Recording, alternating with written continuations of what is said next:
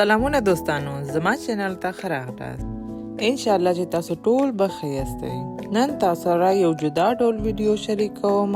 دې ویډیو کې تاسو سره د ویلنټاین ډے ولاګ شریکوم. موږ د دې ورځې په مناسبت یو وړوکی شان برنامه نیولې وه. اول می یو کیک آماده کړ ځکه چې د ویلنټاین ورځ ده نو یو کیک ضروری ده. اول ما د یو چاکلیټو کیک لپاره مخلوط جوړ کړ. د کیک لپاره مې چې کوم مخلوط جوړ کړی و هغه مې په دې لوښي کې واچولو او ښه مې هوار کړو. کیک مواد مې چې ښه هوار کړو بیا مې داش کې کېښوده چې پوخ شي. کیک چې کله پوخ شو بیا مې د لوښي نه وویستلو او منځ کې مې 2 ټوټې کړ او پرې مې ښوده چې یخ شي. ما دلته یو وړوکی کیک جوړ کړی و ځکه چې موږ تعداد ډېر نه دی. تر څو چې کیک یخیږي ما شروع وکړله چې کریم یې جوړ کړمه. د دې دپاره قیماق مې یو لوښي کې واچوله او مکسر سره مې ښه مکس کړ. هغې نه وروسته مې د کریم دغه پوډر پکې واچولو. دا مې چې کله پکې واچولو نو بیا مې دا هم ښه ورسره مکس کړلو. ورپسې مې پکې لږ سور رنګ هم واچولو تر څو رنګ یې سور شي. بیا مې تر هغه مکس کړلو تر څو چې ښه صحیح کلک شو. بیا مې کریم هم بیخي آماده شو. بیا مې دغه ځانګړی پلاستیک چې د کیک ډیزاین دپاره دی واخیستلو.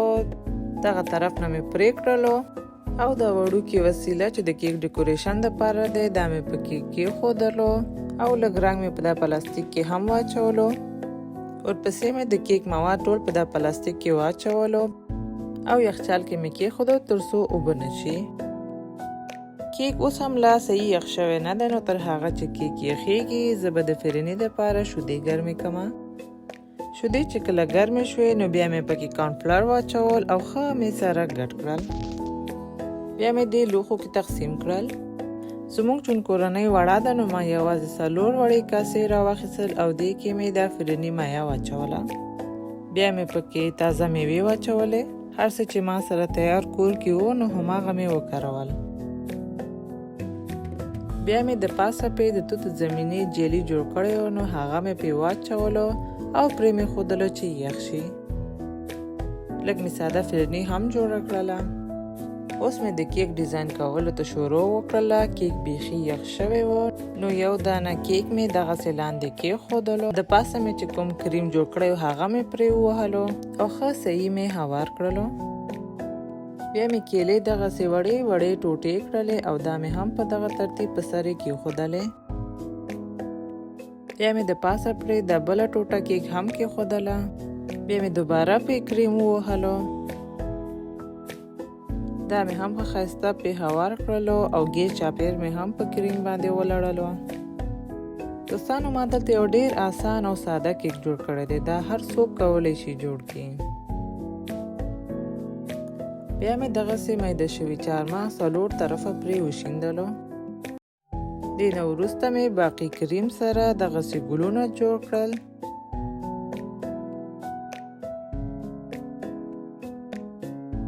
نور چهارمغز مې هم په سر یې وشیندل. نو کیک مې بیخي تیار شو. بیا مې یخچال کې کېښودلو تر څو یخ پاتې شي. بیا مې د وریجو دپاره تیاری ونیوله. د دې دپاره مې یو دیګ په منقل باندې کېښودلو. غوښه مې پکې سره کړله. بیا مې پکې پیاز، مالګه، اوږه واچوله او ښه مې سره ګډ کړل. بیا مې پکې د وریجو مساله و اوبه واچولې او د دیګ بخار سر مې بند کړلو او پرې مې ښودلو چې غوښه نرمه شي. تر څو چې غوښه نرمیږي لږ د چرګ کباب مې هم جوړ کړلو. د دې دپاره د چرګ سینې غوښه، مسالې، مرچ، پیاز، اوږه، لیمو، سرکه او د هر څه مې ښه سره مکس کړلو. بیا مې دا غوښه واخیستله. ښایسته دغه لرګیو کې مې په دغه شکل کې جوړ کړلو. دغسې مې د سیخ کباب په شکل کې تیار کړلو. اوس به یې پرېږدمه چې لږ ښه اخته شي.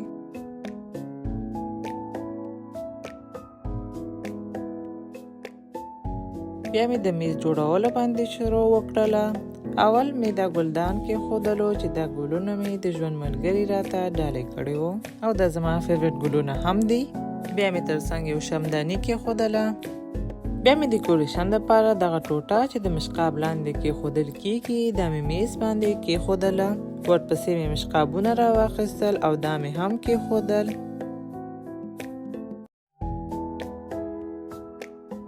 بیا مې قاشق پنجه هم په دغه شکل کې د مشقاب ترڅنګ کېښودلو.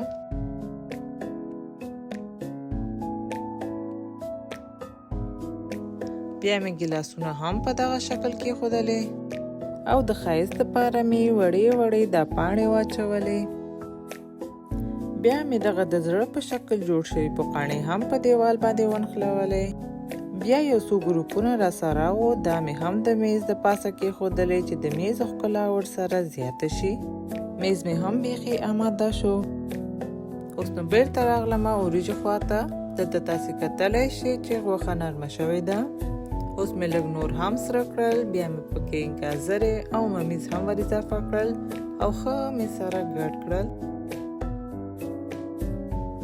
بیا مې پکې جوش کړي اوبه واچولې او وریجې مې هم ور اضافه کړل او ښه مې مکس کړ تر څو مواد پکې ښه سره ګډ شي. بیا مې پکې لږه د وریجو مساله واچوله او د دیګ سر مې بند کړل تر څو اوبه وچیږي. کله چې اوبه وچې شوې نو لږ نور د وریجو مساله مې هم پرې وشیندلې او 2 دانې کاغذ مې په سر ورته کېښوده او پرې مې ښوده چې دم ونیسي. تر څو چې وریجې دم نیسي کباب مې سره کړل. د دې دپاره مې یو لوښي کې غوړي واچول او کباب مې پکې یو یو پکې کېښودل او ښه مې سره کړل. کله چې د یو اړخ نه سره شول بیا مې په بل اړخ واړول تر څو دواړو طرف نه ښه صحیح سره شي. کباب چې ښه سره شول بیا مې وویستل او په دې مشقاب کې مې چې سلاد تیار ایښی او د پاسه مې پې سیخونه کېښودل. بیا مې د پاسه پې چپس واچول او بیا مې په سر ډیزاین دپاره پیاز او دڼیا واچول او دغسې مزیدار کباب تیار شو چې د ټولو ډیر خوښ شو. دغسې یو ساده سلاد مې هم جوړ کړلو. د تازه میوې یو مشقاب مې هم جوړ کړی و. ما سره بلوبیری، کیوي، مالټه او کیله کور کې ول. نو هغې نه مې دغسې یو ساده د میوې مشقاب جوړ کړلو.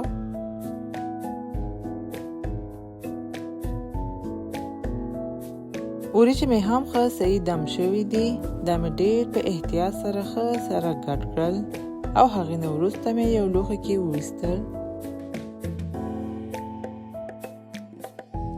د وریجو یو غوری مې ترتیب کړلو.